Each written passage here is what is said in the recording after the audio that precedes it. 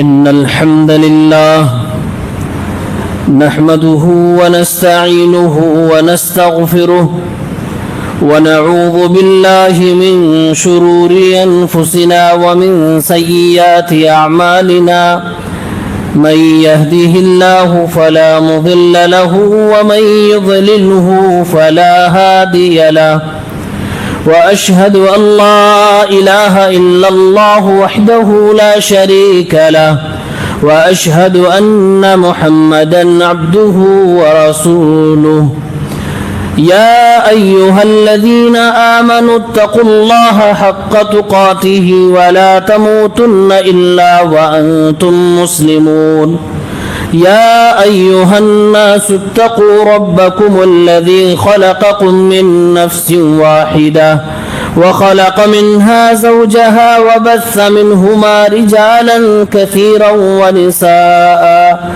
واتقوا الله الذي تساءلون به والأرحام إن الله كان عليكم رقيبا يا أيها الذين آمنوا اتقوا الله وقولوا قولا سديدا يصلح لكم أعمالكم ويغفر لكم ذنوبكم ومن يطع الله ورسوله فقد فاز فوزا عظيما أما بعد فإن خير الحديث كتاب الله وخير الهدي هدي محمد صلى الله عليه وسلم وشر الأمور محدثاتها وكل محدثة بدعة وكل بدعة ضلالة وكل ضلالة في النار. أعوذ بالله من الشيطان الرجيم. بسم الله الرحمن الرحيم. وما آتيتم من زكاة تريدون وجه الله فأولئك هم المضعفون. وقال جل وعلا في مقام آخر والذين يكنزون الذهب والفضة ولا ينفقونها في سبيل الله فبشرهم بعذاب أليم. حاضرین جمعہ، اسلامی بھائیوں، نوجوان ساتھیوں، عزیز بچوں، پردہ نشین ماں اور بہنوں، اللہ کے نبی صلی اللہ علیہ وسلم کی ایک بہت ہی پیاری ادا اور صفت تھی کہ آپ لوگوں میں سب سے زیادہ سخی انسان تھے، سخاوت کرنے والے تھے. لیکن جب ماہ مبارک رمضان آ جاتا تو آپ تیز آندھیوں سے بھی زیادہ اللہ کی راہ میں خرچہ کیا کرتے تھے. عموماً مسلمان رمضان کے مہینے میں اپنے مال کا حساب کرتا ہے اور زکوٰۃ کی ادائیگی کرتا ہے. کرنا بھی چاہیے اور علم و بصیرت کے ساتھ کرنا چاہیے، یقین اور اعتماد کے ساتھ کرنا چاہیے. زکوٰۃ کی دو میننگ بتلائی جاتی ہے. ایک معنی ہے پاکیزگی. کس چیز کی پاکیزگی؟ مال کی پاکیزگی اور خود انسان کے نفس کی پاکیزگی. دوسرا معنی ہے بڑھوتری، زیادتی. کس چیز کی زیادتی؟ مال کی زیادتی اور اجر و ثواب کی زیادتی. تو پاکیزگی کے حوالے سے قرآن میں اللہ نے فرمایا خذ من اموالہم صدقۃ تطہرہم وتزکیہم بہا.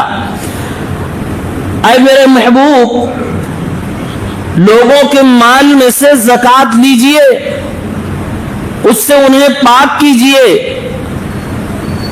اور ان کو پاکیزگی مال میں بھی اور نفس میں بھی ملے. اور دوسرا معنی اضافے کے ہیں، مال میں بھی اضافہ اور اجر و ثواب میں بھی اضافہ. سورہ روم کی آیت نمبر 39 آپ کے سامنے پڑھی گئی. اللہ نے فرمایا وَمَا آتَيْتُم مِّن زَكَاةٍ تُرِيدُونَ وَجْهَ اللَّهِ. تھوڑا ہو یا زیادہ ہو، جو بھی تم زکات نکالتے ہو نیت تمہاری خالص ہوتی ہے تو ایسے ہی لوگوں کو اللہ رب العالمین اجر و ثواب بڑھا کر دیتا ہے۔ صحیح مسلم کی صحیح روایت، اللہ کے نبی صلی اللہ علیہ وسلم نے فرمایا ما نقصت صدقۃ من مال، صدقہ و خیرات اور زکات نکالنے کی وجہ سے کسی بھی انسان کے مال میں کمی نہیں آتی ہے۔ یہ حدیث پاک کا ٹکڑا یہ اللہ کے نبی صلی اللہ علیہ وسلم کے جوامع الکلم میں سے ظاہراً ہمیں دکھتا کہ ہم نے 100 میں سے 2.5% نکال دیا، دکھنے میں تو کم لگ رہا ہے، لیکن اللہ کے نبی کی زبان کہہ رہی ہے کہ کم نہیں ہوا، برکتیں بڑھا دی گئی، مصیبتیں کم کر دی گئی، خرچے کم ہو گئے، اللہ تعالیٰ نے تمہیں اور ایسے دروازوں سے دینا شروع کر دیا جس کا تم نے گمان بھی نہیں کیا تھا۔ تو اللہ کے نبی تو فرما رہے ہیں کہ کبھی اس میں کمی نہیں ہوتی ہے، انسان کو دکھ رہا ہے کہ کمی ہوتی ہے جب ایمان کمزور ہو، ورنہ حدیث رسول پہ ایمان ہو، رسول پاک صلی اللہ علیہ وسلم کی باتوں پہ گہرائی سے یقین ہو تو یہ بات بھی یقین کرے گا کہ نہیں مال بڑھتا ہے، گھٹتا نہیں ہے۔ اسلام کی 5 بنیادی ارکان میں سے زکات بھی ہے۔ زکات سے اسلامی حکومت اسٹیبل ہوتی ہے، مضبوط ہوتی ہے۔ اسی لیے ابو بکر صدیق رضی اللہ تعالی عنہ نے جب خلافت کو سنبھالا اور کچھ لوگوں نے زکات دینے سے منع کیا تو کہا اللہ کی قسم میں ان سے جنگ کروں گا جب تک کہ یہ وہ چیز نہ دے جو اللہ کے رسول کے زمانے میں دیتے تھے، ایک رسی بھی اگر زکات میں نکالتے تھے اور میرے عہد خلافت میں منع کریں گے تو میں ان سے جنگ کروں گا، کیونکہ حضرت ابو بکر صدیق رضی اللہ تعالیٰ عنہ سمجھ چکے تھے کہ اس کے منع کرنے سے اسلامی حکومت کا کتنا بڑا نقصان ہونے والا ہے، گویا کہ یہ حکومت کے خلاف ایک شکل میں بغاوت اور خروج تھی کہ حکومت کو توڑا جائے۔ توڑنے کا طریقہ کیا؟ اس کو مال سے کمزور کر دیا جائے، زکات نہ دیا جائے۔ حضرت ابو بکر نے فرمایا ایسے لوگوں سے میں جہاد کروں گا۔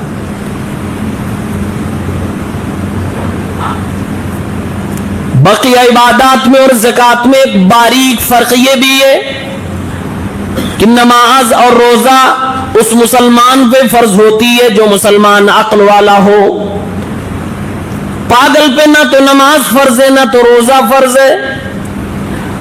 پاگل انسان پر یہ دونوں عبادتیں نہیں فرض ہے، لیکن زکات اگر پاگل انسان کے پاس مال ہو، نصاب پہنچ جائے، سال گزر جائے تو اس میں بھی فرض ہے۔ اسی طریقے سے نماز اور روزے کی تعلق سے جب ہم دیکھتے ہیں کہ بچہ اگر بالغ ہے تبھی اس کے اوپر یہ دونوں عبادتیں فرض ہوتی ہیں۔ نابالغ بچوں پہ نہ تو نماز فرض ہے نہ تو روزہ فرض ہے، لیکن اگر نابالغ بچہ مال کا مالک ہو جائے، نصاب تک پہنچ جائے اور حولان حول ہو جائے تو نابالغ بچے کے مال پہ بھی زکات فرض ہو جاتا ہے۔ یہ باریک فرق ہے۔ بچہ ایک دن کا ابھی جنم لیا ہے، اگر اس کے نام سے پراپرٹی، جائیداد اور مال آ جائے، شرطیں پوری ہو جائیں تو اس کے مال پہ بھی زکات فرض ہو جائے گا۔ آدمی بات چیت کرنے کے لائق نہیں، سماج و معاشرے میں بیٹھنے کے لائق نہیں، اس کو پاگل گھوشت کر دیا گیا ہے، اگر وہ بھی مالک ہے تو اس کے اوپر بھی زکات فرض ہے۔ یہی نہیں بلکہ مر جانے کی وجہ سے انسان سے نماز جیسا فریضہ ساقط ہو جاتا ہے، روزہ بھی ساقط ہو جائے گا۔ ہاں البتہ روزے میں یہ بات کہی گئی ہے کہ اگر انسان کے اوپر فرض روزے رہ گئے ہو اور وہ پورا نہ کر سکا تو اس کے اولیاء بعد میں پورا کریں گے۔ لیکن زکات کے معاملے میں یہ ہے کہ اگر کسی انسان نے اپنے مال کی زکات نہیں نکالی جبکہ اس کے اوپر زکات فرض تھا، مر جانے کے بعد بھی یہ فریضہ ساقط نہیں ہوگا، اس کے مال سے زکات نکالی جائے گی۔ وراثت کو تقسیم کرنے سے پہلے جیسے قرض ادا کیا جاتا ہے ویسے یہ اللہ کا قرض ہے، یہ زکات ادا کیا جائے گا۔ یہ اللہ کا بھی حق ہے، اللہ کے بندوں کا بھی حق ہے، اللہ کے بندوں کا حق معاف نہیں کیا جا سکتا۔ قرض کو کیوں وراثت کی تقسیم سے پہلے نکالا جاتا ہے؟ کیونکہ یہ بندے کا حق ہے۔ ایسے زکات اللہ کا بھی حق ہے اور بندوں کا بھی حق ہے۔ اللہ کے نبی صلی اللہ علیہ وسلم تبلیغ کے پوائنٹس بتلاتے ہوئے اپنے صحابی سے کہہ رہے ہیں جاؤ لوگوں کو توحید کی دعوت دینا، کلمہ شہادت کی طرف بلانا، لوگوں کو نماز کی طرف بلانا۔ جب یہ توحید اور نماز کے عمل کرنے والے بن جائے، فَأَعْلِمْهُمْ أَنَّ اللَّهَ افْتَرَضَ عَلَيْهِمْ صَدَقَةً، تو ان کو یہ بھی علم دینا، یہ بھی بتلانا کہ اللہ تعالیٰ نے ان کے مال پر زکوٰۃ کو فرض قرار دیا ہے۔ تُؤْخَذُ مِنْ أَغْنِيَائِهِمْ، جو ان کے مالداروں سے لیا جائے گا، وَتُرَدُّ عَلَى فُقَرَائِهِمْ، اور ان کے غریبوں میں تقسیم کر دیا جائے گا۔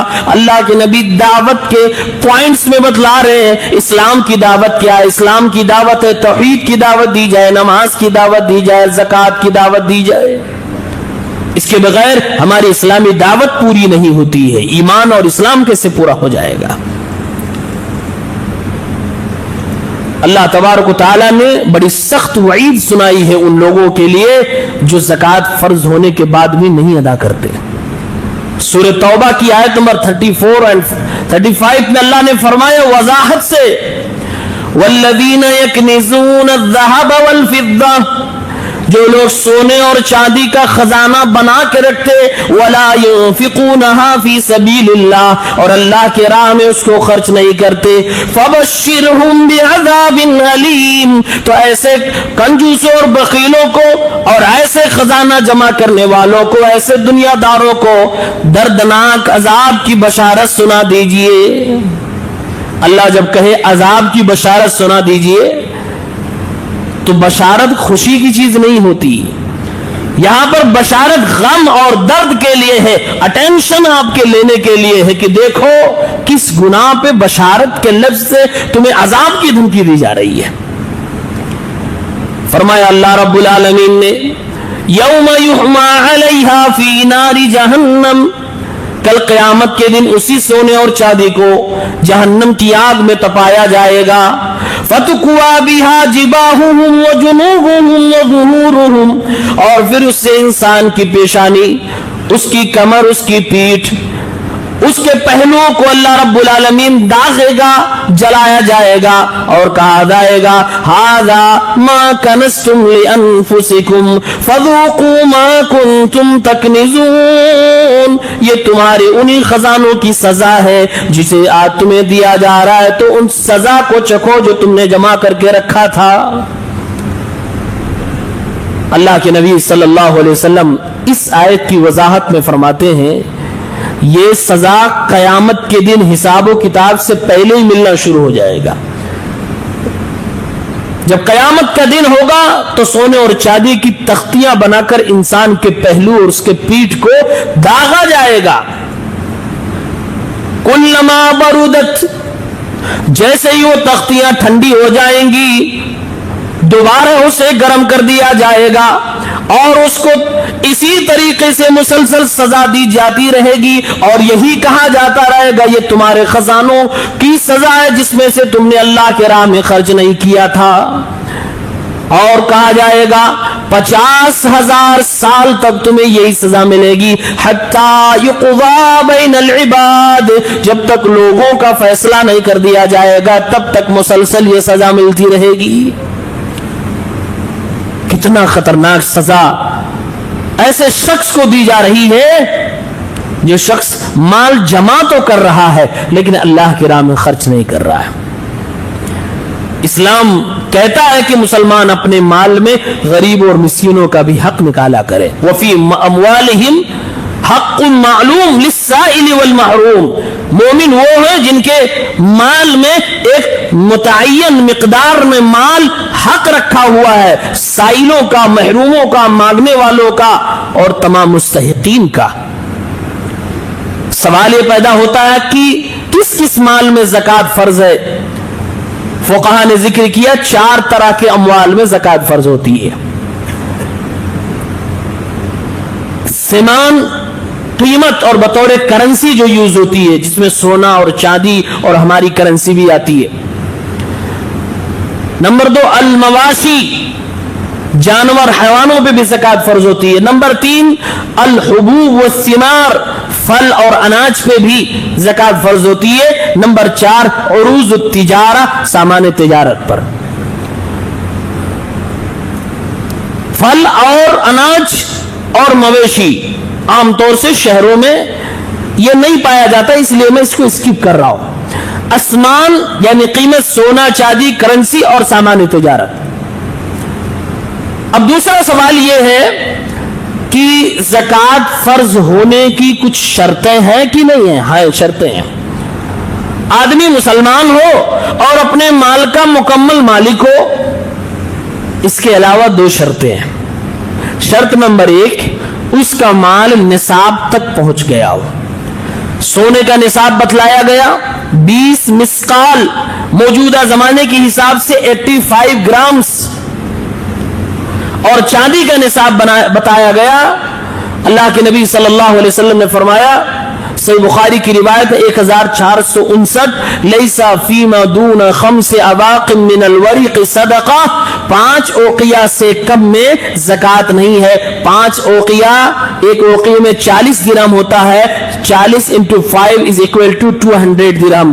200 چاندی کے سکے موجودہ زمانے کے حساب سے 585 گرام چاندی، 585. اب کرنسی ہمارے اور آپ کے پاس جو پیسے ہیں یا جو سامان تجارت ہے، اس میں ہم زکوٰۃ کیسے نکالیں گے؟ اس کو کیسے کیلکولیٹ کریں گے؟ تو علماء نے وضاحت کی اور بتلایا، سونا اور چاندی یہ شریعت کی طرف سے نصاب متعین ہے. ان دونوں میں سے جس سے بھی چاہو آپ کیلکولیٹ کر سکتے ہو، لیکن افضل اور بہتر یہ ہے کہ چاندی کے ساتھ کیلکولیٹ کر کے اپنی کرنسی کا، اپنے سامان تجارت کا زکوٰۃ نکالو. اگر کوئی آدمی سونے سے ایک حساب سے کیلکولیٹ کرتا ہے وہ بھی جائز، لیکن افضل کیا ہے؟ چاندی کے حساب سے. یعنی کہ موجودہ زمانے کے حساب سے اگر کسی کے پاس 585 گرام چاندی خریدنے بھر کا پیسہ ہے اور اس پہ سال گزر چکا ہے تو اس کے اوپر زکوٰۃ فرض ہو گئی ہے.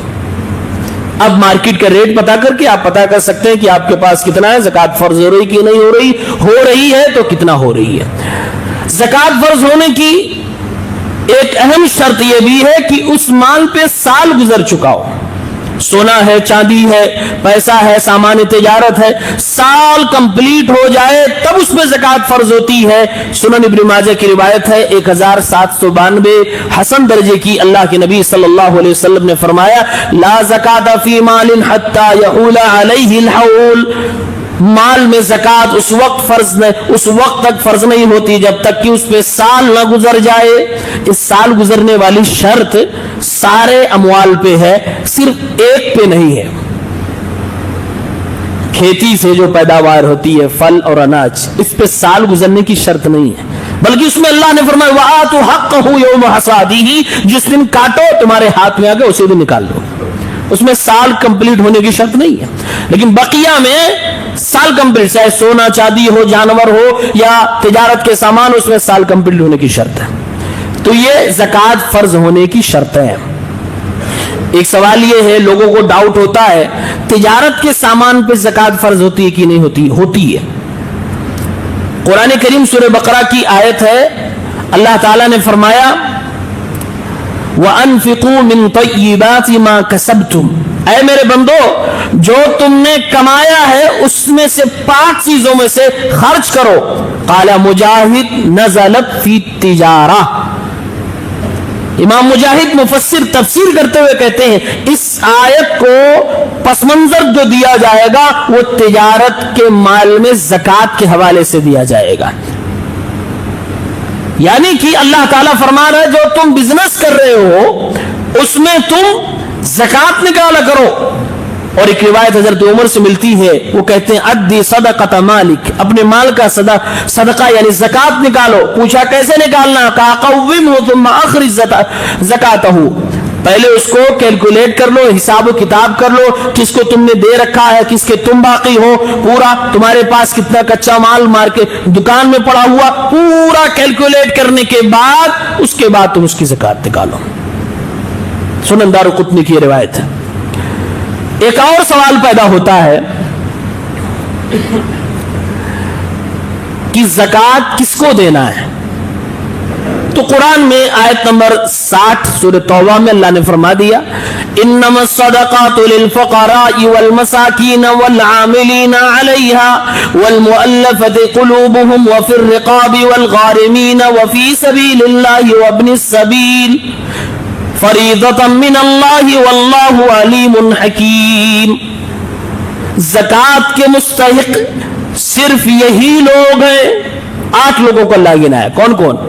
فقیر، مسکین، عاملین یعنی زکوٰۃ اصولنے اس کا انتظام کرنے والے جو لوگ ہوتے ہیں، اور والمؤلفۃ قلوبہم ایسے لوگ جن کی تالیف قلب کے لیے دیا جائے، قرض دار اللہ کی راہ میں، راہ جہاد میں، اور مسافر آدمی کے لیے، اور گردن آزاد کروانے کے لیے. یہ 8 لوگوں کو اللہ تعالیٰ نے ذکر کیا اور کہا فریضۃ من اللہ، یہ اللہ کی طرف سے فرض ہے کہ ان مستحقین تک زکوٰۃ پہنچایا جائے.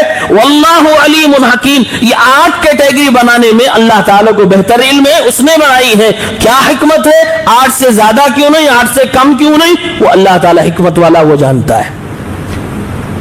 پہلا اس میں ہے فقیر. فقیر اس کو کہتے ہیں جس کی ضرورتیں عام طور سے پوری نہیں ہوتی. مسکین اس کو کہتے ہیں جس کی تھوڑی بہت پوری ہو جاتی ہے، یعنی آدھی پوری ہو جاتی ہے، آدھی نہیں پوری ہوتی ہے. عاملین اس کو کہتے ہیں جو زکوٰۃ اصولتا ہے یا زکوٰۃ کے انصرام و انتظام کو دیکھتا ہے، حاکم کی طرف سے متعین کیا گیا ہے. والمؤلفۃ قلوبہم، دل کی تالیف کے لیے 3 لوگوں کو شمار کیا علماء کرام نے. ایسا نیو مسلم جو ابھی بھی تازہ ہوا ہے، ایمان بہت زیادہ مضبوط نہیں، اس کو بھی دیا جا سکتا ہے. ایسا غیر مسلم جو ایمان کے قریب ہے، اس کو بھی دیا جا سکتا ہے. یا ایسا شرارتی غیر مسلم جو لوگوں کو ستاتا ہے، اس کو دے کے کچھ منہ بند کر دیا جائے تو اس لیے بھی دیا جا سکتا ہے. بعض علماء نے اس کو بھی اس میں شمار کیا. وفی الرقاب، اور ایسے لوگ جو جیلوں میں بند ہیں یا مکمل طریقے سے غلام ہیں یا اپنے آقا سے آزادی کے لیے عہد و پیمان کر رکھا ہے، ان لوگوں کو آزاد کرانے کے لیے بھی زکوٰۃ کا مال دیا جا سکتا ہے. والغارمین، اور قرض دار. 2 طرح کے قرض دار ہوتے ہیں، ایک قوم و ملت کے لیے قرض لینے والا، دوسرا اپنی ذاتی ضرورت کے لیے قرض لینے والا. دونوں کو زکوٰۃ کا مال دیا جا سکتا ہے. قوم و ملت کے لیے اگر کوئی قرض لیا ہے، وہ ذاتی طور سے گرچہ مالدار ہو تب بھی اس کو زکوٰۃ کا مال دیا جا سکتا ہے، تاکہ قوم و ملت کے جو بوجھ اپنے سر لے لیا ہے اس کو ادا کیا جا سکے. اور ابن السبیل مسافر کو کہا جاتا ہے. مسافر آدمی بھی اگر مالدار ہو لیکن حالت سفر میں اس کا بٹوا لوٹ لیا گیا، سامان ختم ہو گیا، پریشان حال ہے اور اس کو گھر پہنچنا ہے، تب بھی اس کو زکوٰۃ کا مال دیا جا سکتا ہے، گرچہ وہ اپنے گھر پہ کروڑ پتی ہے، کوئی مسئلہ نہیں. ایک بچتا ہے وفی سبیل اللہ، اللہ کے راہ میں. اس میں علماء کا اختلاف ہے. علماء نے اختلاف یہ کیا کہ اللہ کی راہ میں تو بہت ساری چیزیں آتی ہیں. ہر وہ جگہ جہاں سے اللہ کے دین کی مدد ہو اور دین کی نشر و اشاعت ہو، اللہ کی راہ میں بات آ جاتی ہے. تو کیا اس کو محدود کیا جائے گا یا اس کو عموم پہ چھوڑ دیا جائے گا؟ تو کچھ علماء نے کہا کہ یہ عموم پہ ہے، یعنی ہر دروازے اس کے اندر آ جاتے ہیں. کچھ علماء نے کہا نہیں، یہ صرف جہاد کے بارے میں بات ہے تو اسی تک محدود رکھا جائے. یہ اختلاف اس لیے ہے کیونکہ ایک جو بڑا ہی اہم سوال ہے کہ ہمارے اور آپ کے مدارس کیسے چلیں گے، کیا ان کو زکوٰۃ کا مال دیا جائے گا کہ نہیں دیا جائے گا؟ تو 3 طرح کے فتاوے علماء کرام کے موجود ہیں. فتویٰ نمبر 1، جو علماء اس کو عموم پر محمول کرتے ہیں، کہتے ہیں بلا شک و شبہ مدرسوں کو زکوٰۃ دی جا سکتی ہے کیونکہ یہ فی سبیل اللہ کے اندر داخل ہے. فتویٰ نمبر 2 کہتے ہیں نہیں، یہ صرف راہ جہاد کے لیے ہے، لہذا اگر مدرسوں میں فقیر، مسکین، یتیم بچے پڑھتے ہیں تو زکوٰۃ کا مال دینا چاہیے، ورنہ نہیں. فتویٰ نمبر 3 کہتے ہیں ٹھیک ہے، فقیر، مسکین، یتیم، غریب چھوڑ دیجئے، لیکن جیسے ووٹ دینا مجبوری میں جائز ہے، بینکوں میں پیسہ رکھنا مجبوری میں جائز ہے جبکہ اصلاً یہ چیزیں اسلام کے خلاف ہے، اسی طریقے سے یہ چیز بھی جائز ہونی چاہیے کہ مدرسوں کو زکوٰۃ دیا جائے، گرچہ اس آیت کے اس کے اندر اس کو داخل نہیں ہے. الضرورات تبیح المحظورات، بعض ایسی ضرورتیں ہوتی ہیں جس سے اللہ تعالیٰ نے جو چیزیں منع کی ہیں وقتی طور سے حلال ہو جاتی ہے، جیسے 2 مثالیں دی گئی. یہ بھی فتویٰ موجود ہے. بہرحال مدارس اسلامیہ کو زکوٰۃ دینی چاہیے، خصوصاً وہ مدارس جس کے اندر فقیر اور مسکین طلبہ تعلیم حاصل کرتے ہیں، کیونکہ یہ ایسی ضرورت ہے، ہمارے ہاں گورنمنٹ سے اس کا کوئی فنڈ نہیں ملنے والا. اگر ہم نے اس کو بند کر دیا دینا تو یہ مدارس بند ہونے کے کگار پہ آ جائیں گے، اور پھر آپ کو شاید آنے والے دور میں کوئی یہ بھی نہ بتانے والا ہو کہ مدارس کو زکوٰۃ دینا چاہیے کہ نہیں دینا چاہیے، کیونکہ عالم ہی ختم ہو جائیں گے، مدارس بند، علماء ختم. کیونکہ وہ سسٹم پھر بنانے میں شاید کئی جنریشن لگ جائے، شاید کئی صدیاں گزر جائیں. اس لیے مدارس اسلامیہ کو بھی زکوٰۃ دینا چاہیے، بہتر عمل ہے، یہی ہمارے اکابرین کا فتویٰ ہے. البتہ اور صدقات و خیرات ویسے نارملی ڈونیشن یہ سب چیزیں بھی دیا کریں تاکہ یہ مسئلہ ہی زیادہ پیدا نہ ہو. اللہ تعالی ہم سب کو نیک عمل کرنے کی توفیق عنایت فرمائے.